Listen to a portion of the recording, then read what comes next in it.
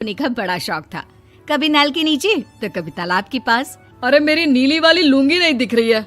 विभा की अम्मा, कहाँ रखी है लुंगी? अरे वो तो विभा ने परसों ही धोकर रखी थी आपकी अलमारी में, देखो वहीं होगी। वो ना मैंने आज धो दी, मुझे लगा कि गंदी हो गई होगी। अरे कैसे गंदी हो गई थी, उसे तो मैंने पहना भी नहीं। हे भगवान, इस लड़की के कपड़े धोने की आदत से परेशान हो गया हूँ मैं। जितना तो घर में राशन नहीं आता, उससे कहीं ज्यादा डिटर्जेंट पाउडर का खर्चा है। इसकी शादी करवा दो, शादी। जाए अपने घर में ही करे काम, फिर चाहे घर के कपड़े धोने हो या पूरे गांव के। हाँ ठीक बोल रही हो, देखता हूँ मैं कोई लड़का। वो दिन भी आ जाता है जब विभा को देखने लड़के वाले आ जाते हैं। लड़की मुझे अच्छी लगी। होने वाली सास कहती है, बेटी अगर कुछ पूछना है तो पूछ लो। वैसे तो हमारी लड़की बहुत ही शर्मीली है, जो बोल दो वो मान लेती है, इसे क्या पूछना होगा। अरे कैसी बात कर रही हो माँ, मुझे इन लोगों के घर रहना है, सवाल तो कई है। हाँ हाँ बेटा, पूछ लो ना, क्या पूछना है। आप लोगों के घर कपड़े कौन धोता है? सास का मुंह बन जाता है। देखो, अगर तुम ये कहना चाहती हो कि तुम्हें कपड़े धोने नहीं आते तो सुन लो, कपड़े मैं ही धोती हूँ, लेकिन तुम्हारे आ जाने के बाद मैं रुमाल तक नहीं धोऊंगी। अरे चुप रहना भाग्यवान, बहू बेचारी घर आई नहीं, उसे डराना शुरू कर दिया। वो क्या है ना बिटिया, अभी तक तो ये कल्लू की माँ ही धोती थी, लेकिन अब तुम्हारे पापा तो दहेज में वॉशिंग मशीन देंगे ही। तभी विभा की माँ बोल पड़ती है, सवाल भी पूछा तो क्या। वैसे भाई साहब, मशीन की तो फिर भी कपड़े धोने की कैपेसिटी होती है। मतलब जो बिटिया दे रहे हैं ना विभा, इसे कपड़े धोने का बहुत शौक है। ये आप लोगों के क्या, आस पड़ोस गांव मोहल्ले सबके कपड़े धो दे और उफ तक ना करे।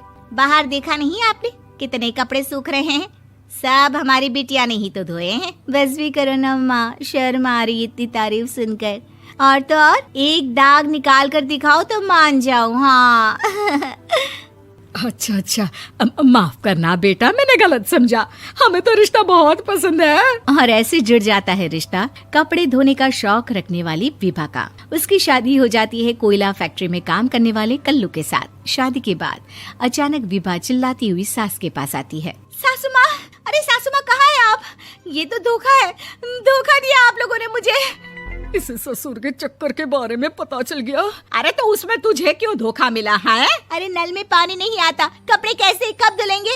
अच्छा, तू पानी नहीं आ रहा उसकी बात कर रही है। तो आपने क्या सोचा? कुछ नहीं।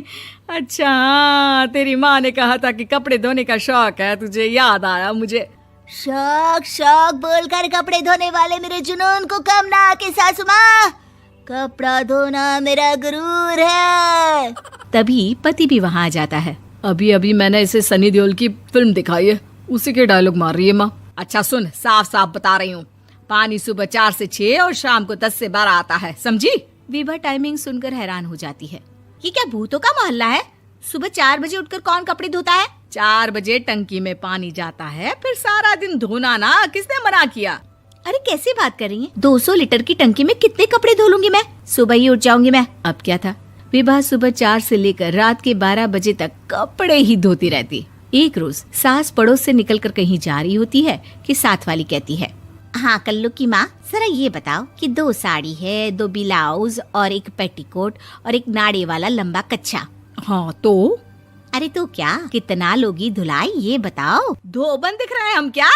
हमारे पति सरकारी नौकरी से अभी रिटायर हुए हैं और बेटा सुपरवाइजर है कोयला फैक्ट्री में। धोबन समझ रखा है हमें? हाय रे कल्लू की अम्मा, माफ कर दो, वो तो मोहल्ले में यही सब बता रहे थे कि तुमने बहू को कपड़ा धुलवाने के काम में लगा दिया है। सास को पड़ोसन की बात सुनकर गुस्सा आ जाता है। वो घर पहुंचती है जहां घर के बाहर ही इतने सारे कपड़े सूख रहे होते हैं जितने कि किसी धोबन के घर पर। अरे ओ कल्लू की दुल्हन, बाहर निकल। माँ जी यहीं आ जाओ, बाथरूम में चादर धो रहे हैं हम। अरे अभी हम धोते हैं, तुमको बाहर निकलो। ये आस पड़ोस वाले बोल रहे हैं कि हम बहू से कपड़े धुलवा कर उसे कपड़ा धोने वाली बना दिए हैं। अरे छोड़ो ना माँ जी, किन लोगों की बातों में आती हो? आस पास के लोगों का तो काम ही होता है कि वो किसी तरह सास बहू को लड़ा दे। बहू सारे घर के कपड़े धोती है, ये क्या कम है? बोलिए। सास को भी लग जाता है कि वो बहू का ये सनकीपन नहीं छुड़वा सकती, इससे अच्छा है कि खुद ही चुप हो जाए।